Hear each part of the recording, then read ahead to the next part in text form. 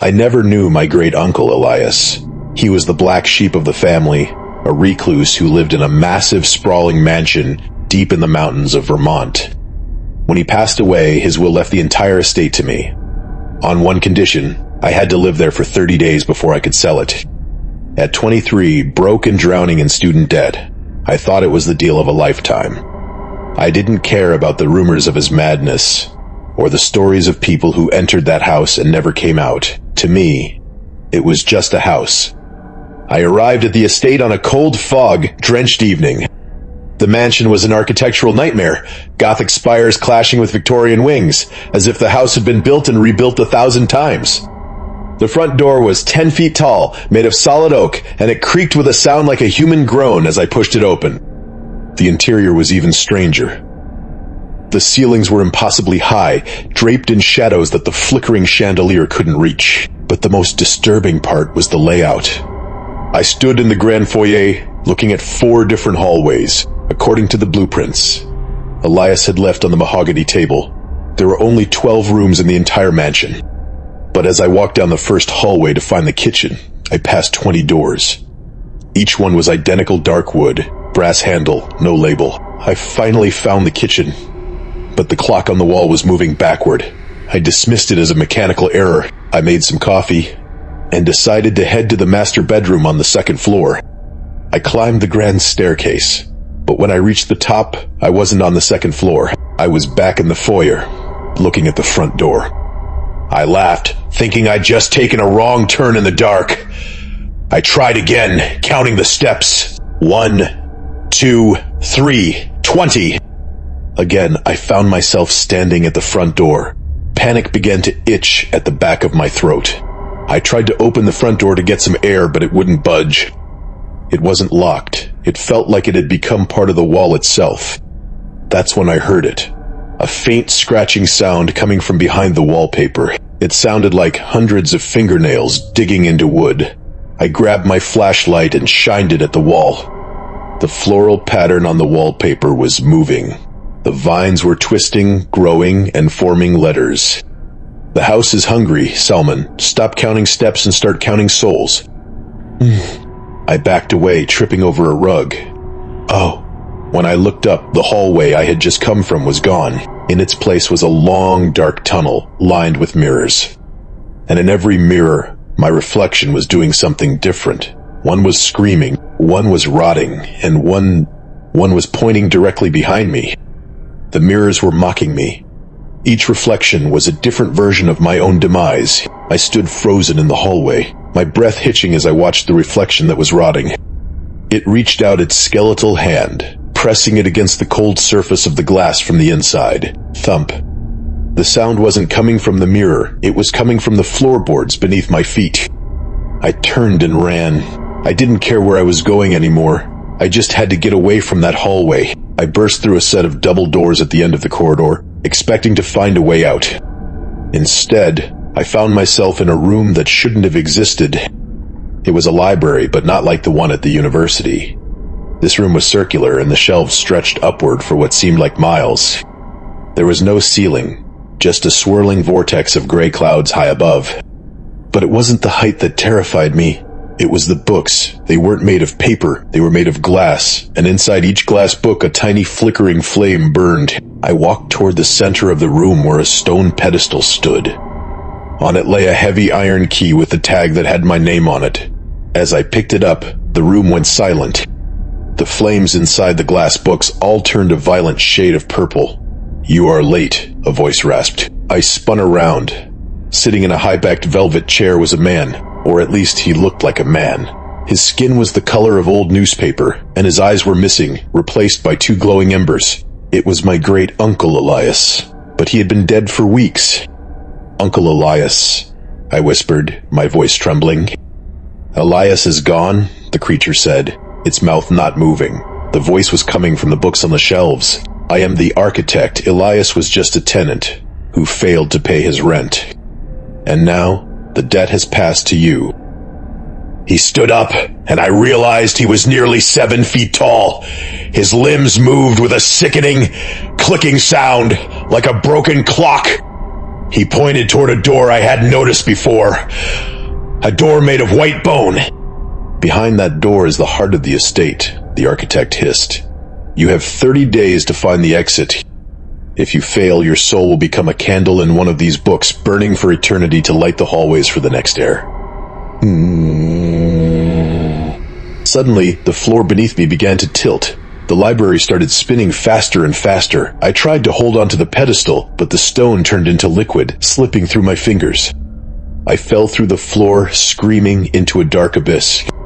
I woke up on a cold, damp mattress. I wasn't in the library anymore. I was in a small, cramped bedroom. I looked at the wall. There were thousands of tally marks scratched into the wood. I counted them. Exactly 29 marks. Today was day 30, and I had no idea how I got here. The realization hit me like a physical blow. 29 days. I had lost 29 days of my life to this house, and I had no memory of them.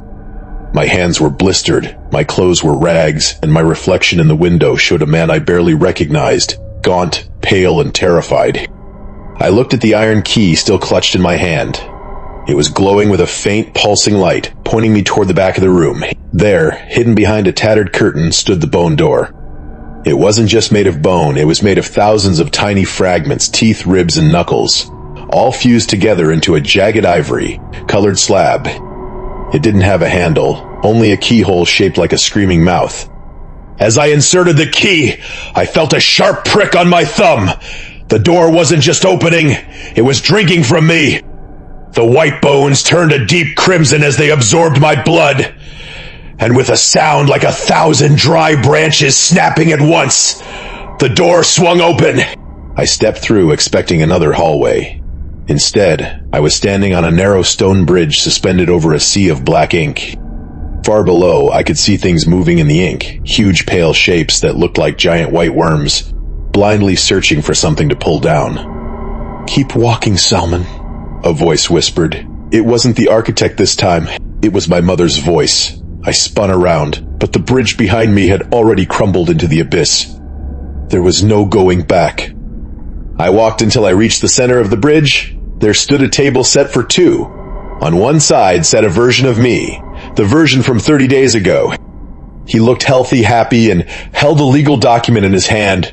"My inheritance papers. Sign it again," the happy version of me said, his voice echoing in a dozen different tones. "Sign it, and you can leave. You can have the money, the life, the freedom." Huh. I looked at the document. It wasn't a will, it was a contract written in a language that seemed to squirm on the page like insects. As I leaned in to read, the ink on the page reached up and grabbed my throat. "If you sign," the architect's voice boomed from the darkness above, "you leave this house, but you take the house with you. Every person you meet, every room you enter, will become a part of the Infinity Estate. You won't be a prisoner anymore, Salmon. You will be the bait." I looked at the happy version of myself and realized his eyes were gone. He was just a shell. I looked down at the black ink below and then at the bone door far behind me. I had to choose, become a monster to be free, or stay a human and perish in the dark. I picked up the pen. It was made from a human finger. The pen felt like a frozen needle in my hand. My happy self was smiling wider now, his teeth elongated, glowing like the silver jagged edges I had seen in my nightmares. I looked at the contract one last time. The words weren't just moving, they were screaming. I realized that the signatures above mine weren't just names. They were the very people I had passed in the hallways. "Don't do it, Salmon," a voice cried out. I looked down into the black ink abyss. A face was forming in the liquid.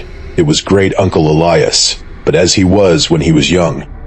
I signed it to save my brother, and now I am the stone in these walls. If you sign, the house won't just follow you. It will become you. I looked at the pen, then at the skeletal architect looming above me. "I won't sign," I whispered. The architect's laughter sounded like grinding stones. "Then you stay, forever." Suddenly, the stone bridge beneath me dissolved. I didn't fall into the ink. Instead, I found myself standing in the foyer again. The front door was wide open. Sunlight was pouring in. I could hear birds chirping and see my car parked exactly where I had left it. It looked like I had won. It looked like I was free. I ran outside, not looking back once. I drove for 6 hours until I reached my small apartment in the city. I locked the door, threw my keys on the table, and collapsed onto my bed, sobbing with relief. I fell into the deepest sleep of my life. I woke up at 3 a.m. to a strange sound. Scratch, scratch, scratch. I turned on the bedside lamp, but the light was blood red. I looked at my bedroom door, but it was gone. In its place was a hallway that stretched into infinite darkness. I looked at my hands, they were turning into gray mist. I walked to the window and pulled back the curtains. My apartment wasn't on the 3rd floor anymore. Outside, there were no city lights, no streets, no people.